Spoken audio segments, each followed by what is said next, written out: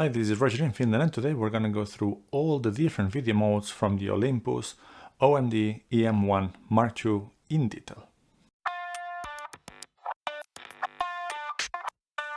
As I mentioned in my first impressions overview, like quasi-review of the camera, I'm going to be making some video-centric videos. That's a bit meta, but that's what it is. And let's start with all the video modes. And for the impatient ones, let me take my notes. But in this camera, you can shoot Cinema 4K at 24p at 237 megabits per second, 4K UHD up to 30p, all of it at 102 megabits per second, Full HD, 1080p, up to 60p at 52 megabits per second, and it's possible to shoot All-intra in Full HD up to 30 frames per second, and that is going to give you 202 megabits per second. And you can shoot in log format. In Olympus world is called OM log 400. All of this is 420, 8-bit, 8264 encapsulated in MOV files. But if you want something a little bit more, out through the HDMI, you can output a clean signal that is a 422 8-bit. Because there is quite a lot of content in this video, you can use the chapters to jump to the section that you're more interested in, but we're going to check how to change the different formats, then how to access them all. We're going to be discussing why Full HD can have a higher bitrate than 4K, and then I'm going to tell you my recommendations or how do I have it set up. Right now we're filming with the Olympus OM D EM1 Mark II, but now I'm going to stop this for a moment so I can show you how to change all these different modes, and then we're going to get back here and talk a little bit more later. So now what I did is to mount the Ninja 5 on the Olympus camera so I can show you all these different modes and operations. I'm going to be recording the menus in the Atomos, and that's what you're going to be seeing around here. And to make it easier to show the menus, I'm just going to put the cap on. So this is a bit more practical. So how to access all the different video modes that you have? One way is to basically press the OK button. Then you get into this quick menu. You scroll into the video modes, and then with the front wheel, you can browse through them all. Okay, you can browse through 7 of them. You can still press OK again here, and then you do get more details. So as you can see, then I can browse through all of this. And you can see the resolution, whether it's All-intra or not, the format, the bitrate, etc. But then the question is there anything else than these 7 options? And the answer is yes. So you can customize these 7 options to different things, and that's what we will go through right now. So you go to the menu, then you go to the movie setting, then specification settings, and here, still going to the right, you have the 1, 2, 3, 4, 5, 6, and 7 different options which are customizable, but not all of them are customizable with all the possible options.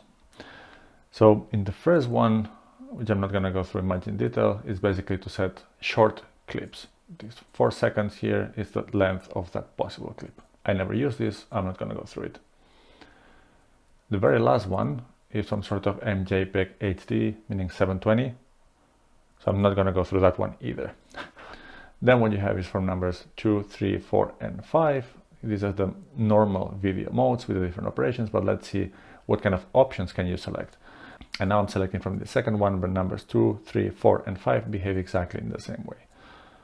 So I can choose the size, and that means the resolution, and that can be 4K, and this is the 16:9 3840 times 2160.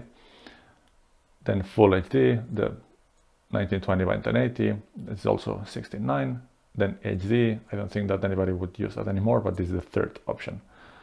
Then once you choose the size of resolution, you can choose still the bitrate and the frames per second. As you can see, the bitrate is not selectable for 4K, and that's because it's always 102 megabits per second. Then in 4K, if you look at the frames per second, you have the options of 24, 25, and 30. That's the highest that you can go in 4K. Then we go to Full HD, which is the other usable one, I would say.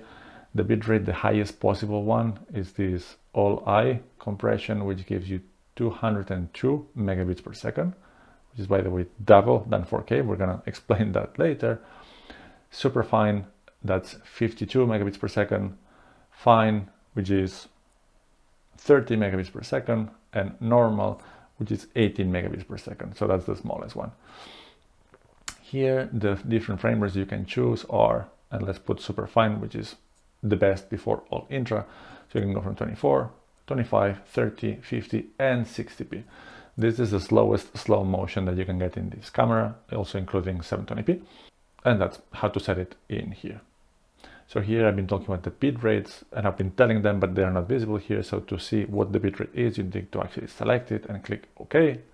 And then here you have visibility. So super fine, it's 52 megabits per second. If now we go and select fine, it's 30 megabits per second, and so on and so forth. And as said, here are the 4 customizable ones that you can go through these movie modes on 4K, Full HD, HD, and these different bit rates.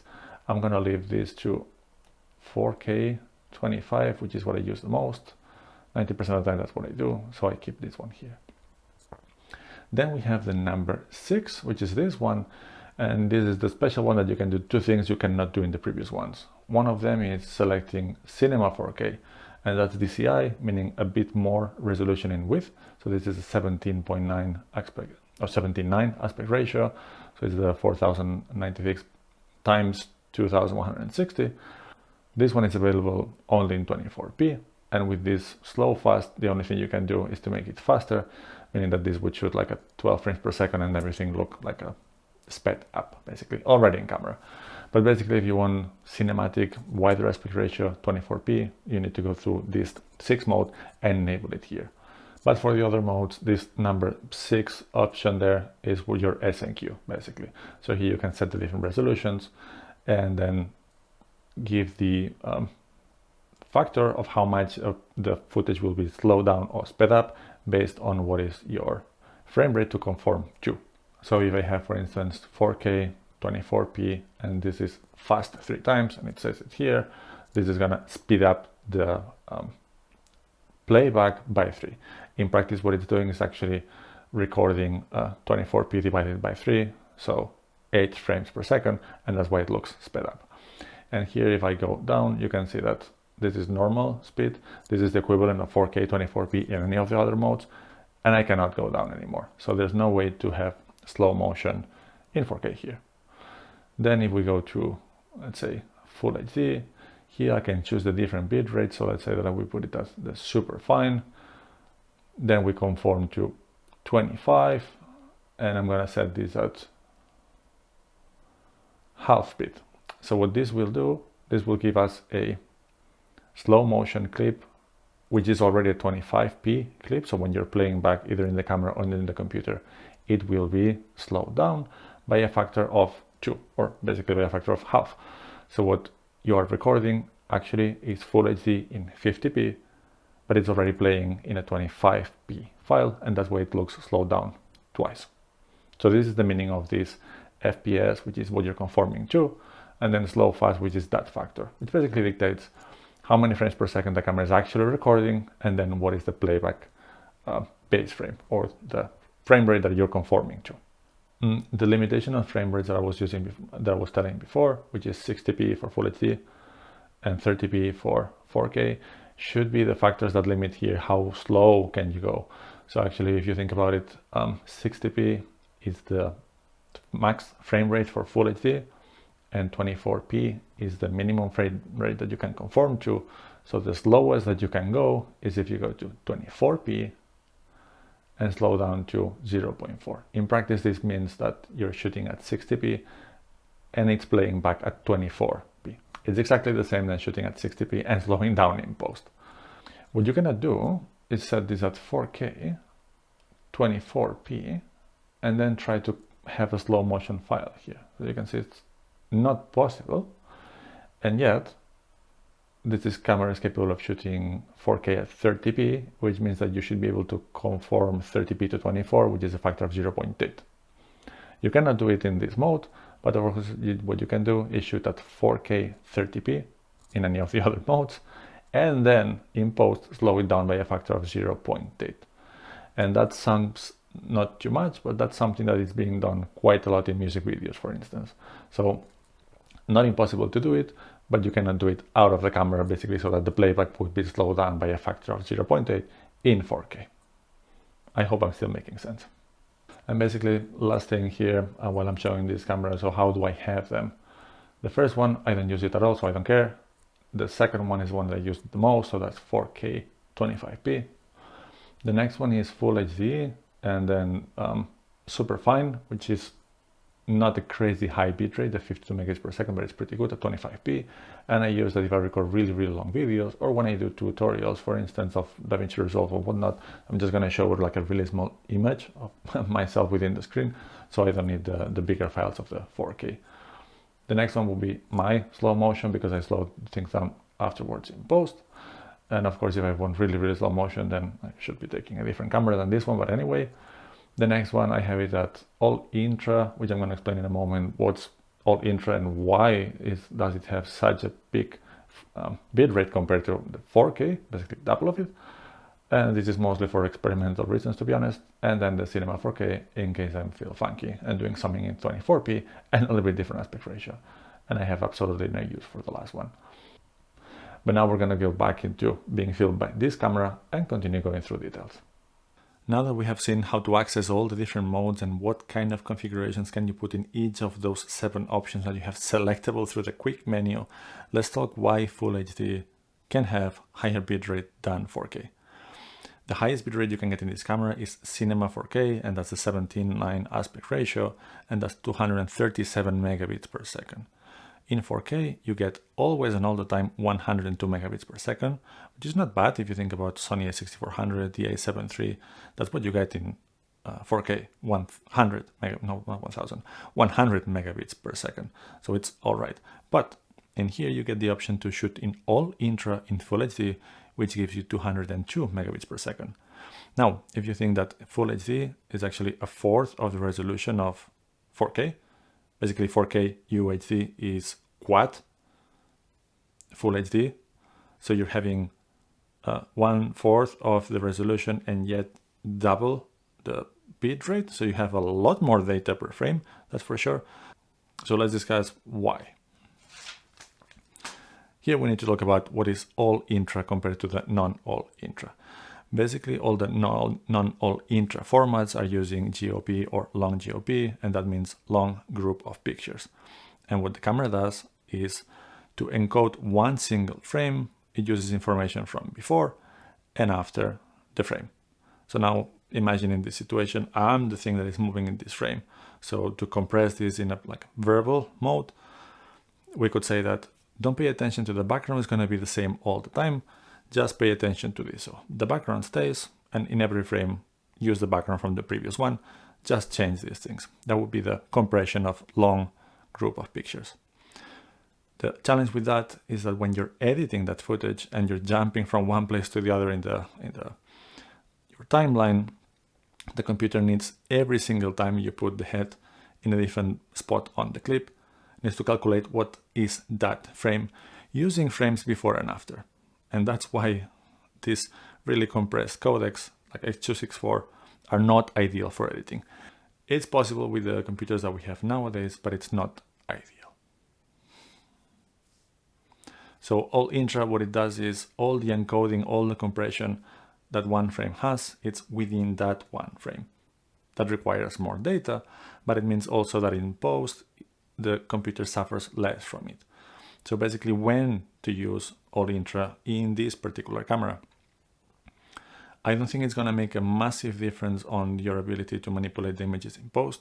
We're still dealing with 4208-bit as a constraint or limitation.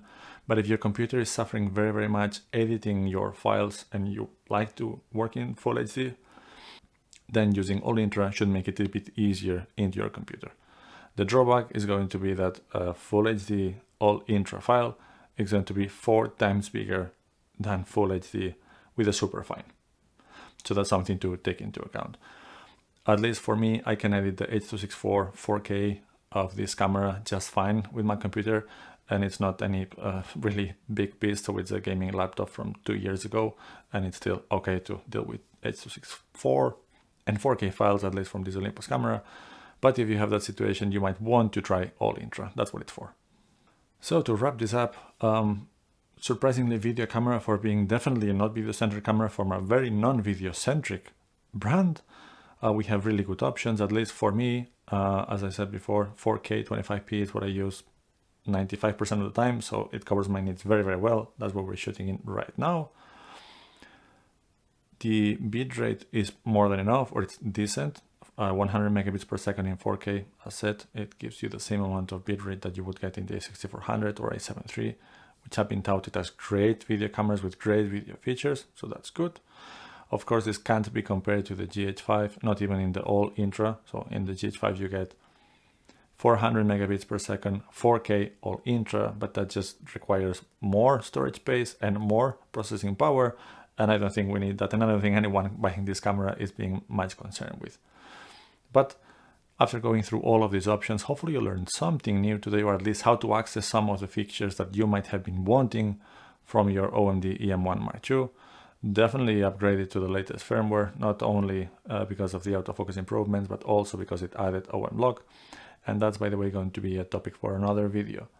OM lock is, as I mentioned in my overview review, surprisingly nice lock format, I have to say. And even if it's not in DaVinci Resolve's color management, I think I've been able to find a way on how to grade it nicely. So I'm going to get one video out, a full tutorial on how to grade OM lock in DaVinci Resolve, and maybe specifically for the OMD EM1 Mark II, because that's the camera I have, but hopefully it's useful for people that use the same lock format from other Olympus cameras. So I hope you liked this video. There was a lot of information today, but I think it's useful in case that some of those different configurations and settings in video are useful for you. So if you liked it, please like and subscribe, and we're gonna see you soon for some more content.